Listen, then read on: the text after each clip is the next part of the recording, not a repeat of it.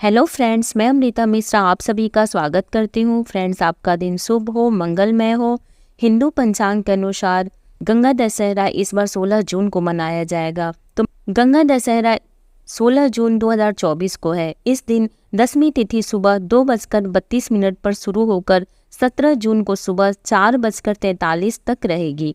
गंगा दशहरा पर हस्त नक्षत्र सुबह 11:13 तक रहेगा। इस दिन गंगा स्नान के लिए सुबह 7:08 से सुबह 10:37 तक शुभ मुहूर्त है। गंगा दशहरा के दिन इस उपाय से हर कष्ट से मुक्ति मिलती है। गंगा दशहरा के दिन सुबह गंगा नदी में स्नान करने के बाद सुपारी, आम, जल से भरा घड़ा या सुराही, सत्तू, मौसमी, फल, गुड़, हाथ का पंखा, छाता, अनार, नारियल, केला, खरबूजा, सुपारी आदि इन चीज़ों का दान करना चाहिए। अगर जो गंगा स्नान नहीं कर सकते हैं, जिनके आसपास गंगा नदी नहीं है, वो अपने घर में गंगाजल को लेकर के अपने नहाने वाले बाल्टी के पानी में थोड़े से गंगाजल मिलाकर नहा ले, उससे भी गंगा स्नान का ही फल मिल जाता है। तो ये उपाय भी कर सकते हैं। गंगा दशहरा क्यों मनाया जाता है? सृष्टि के निर्माता ब्रह्मा जी ने कमंडल के राजा भागीरथ द्वारा देवी गंगा के धरती पर अवतरण दिवस को गंगा दशहरा के नाम से जाना जाता है। पृथ्वी पर अवतार से पहले गंगा नदी स्वर्ग का हिस्सा हुआ करती थी। गंगा नदी को भारत की सबसे पवित्र नदी माना जाता है। इस कारण उन्हें सम्मान से माँ गंगा अथवा गंगा मैया पुकारते हुए माता के समान पूजा जाता है। गंगा दशहरा के दिन भक्त देवी गंगा के पृथ्वी पर अवतरण का धन्यवाद का आभार व्यक्त करने हेतु उनकी विशेष पूजा करते हैं तथा गंगा जी में डुबकी लगाकर स्वयं को पवित्र करते हुए दान, पुण्य, उपवास, भजन एवं गंगा आरती का आयोजन करते हैं। गंगा दशहरा पर हजारों भक्त प्रयागराज, हरिद्वार, ऋषिकेश, वाराणसी, पटना और गंगा सागर में पवित्र डुबकी लगाते हैं। गंगा दशहरा के दिन दशाश्वमेध घाट वाराणसी और हर की पौड़ी हरिद्वार की गंगा आरती विश्व प्रसिद्ध है।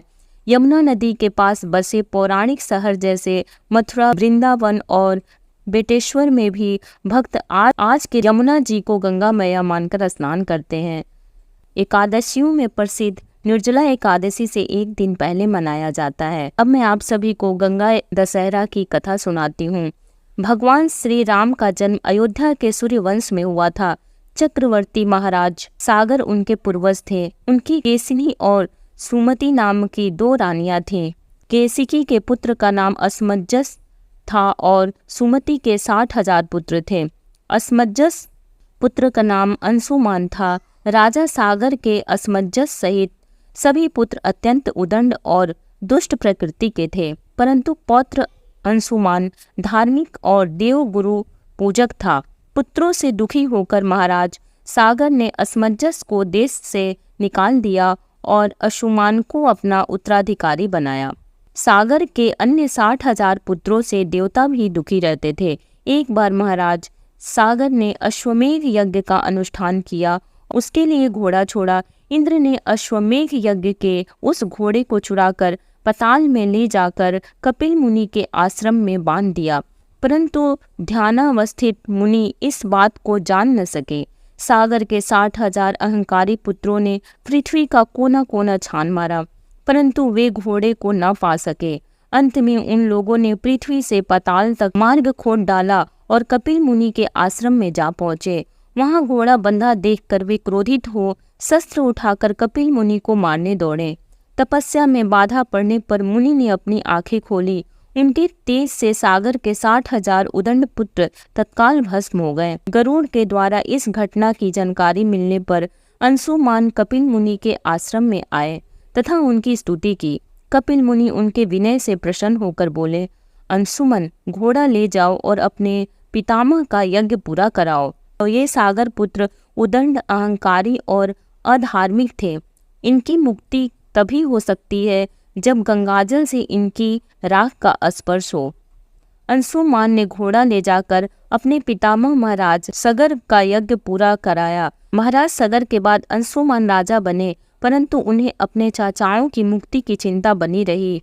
कुछ समय बाद अपने पुत्र दिलीप को राज्य का कार्यभार सौंप कर वे वन में चले गए तथा गंगा जी को स्वर्ग से पृथ्वी पर लाने के लिए तपस्या करने लगे और तपस्या में ही उनका शरीरांत भी हो गया। महाराज दिलीप ने भी अपने पुत्र भागीरथ को राज्यभार देकर स्वयं पिता के मार्ग का अनुसरण किया। इनका भी तपस्याओं में ही शरीरांत हुआ, परंतु वे भी गंगा जी को पृथ्वी पर न ला सके। महाराज दिलीप के बाद भागीरथ ने ब्रह्मा जी की घोर तपस्या की। अंत में 3 पीढ़ियों की इस तपस्या से प्रसन्न हो पितामह ब्रह्मा ने भागीरथ को दर्शन देकर वर मांगने को कहा। भागीरथ ने कहा, हे पितामह, मेरे 60,000 पूर्वज कपिल मुनि के शाप से भस्म हो गए हैं।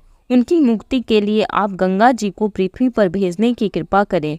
ब्रह्मा जी ने कहा, मैं गंगा जी को पृथ्वी लोक पर भेज तो अवश्य दूंगा, परंतु उनके वेग को कौन रोकेगा?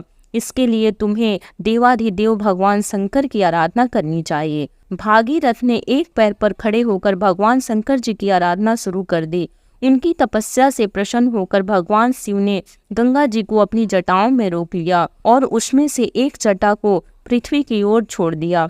इस प्रकार गंगा जी पृथ्वी की ओर चली। अब आगे आगे राजा भागीरथ का रथ और पीछे पीछे गंगा जी थे। मार्ग में जहू ऋषि का आश्रम पड़ा। गंगा जी उनके कमंडलों, दंड आदि बहाते हुए जाने लगी। यह देख ऋषि ने उन्हें पी लिया। कुछ दूर जाने पर भागीरथ ने पीछे मुड़कर देखा तो गंगा जी को न देख वे ऋषि के आश्रम पर आकर उनकी वंदना करने लगे। प्रसन्न हो ऋषि ने अपनी पुत्री बनाकर गंगा जी को दाहिने कान से निकाल दिया। इसलिए देवी गंगा जाह्नवी नाम से भी जानी जाती हैं। भागीरथ की तपस्या से अवतरित होने के कारण उन्हें भागीरथी भी कहा जाता है। इसके बाद भगवती भागीरथी गंगा जी मार्ग को हरा भरा शस्य से श्यामल करते हुए कपिल मुनि के आश्रम में पहुंची, जहां महाराज भागीरथ के 60,000 पूर्व भस्म के ढेरी बने पड़े थे। गंगा जल से स्पर्श मात्र से वे सभी दिव्य रूपधारी हो दिव्य लोकों में चले गए। फ्रेंड्स, ये कथा समाप्त होती है। यदि आपको ये कथा अच्छी लगे तो लाइक करें, शेयर करें, चैनल को सब्सक्राइब कर लें, बेल नोटिफिकेशन को प्रेस कर लें ताकि जब भी मैं कोई नई वीडियो अपलोड करूं उसकी नोटिफिकेशन सबसे पहले आपको मिले। जय श्री हरि। राधे राधे।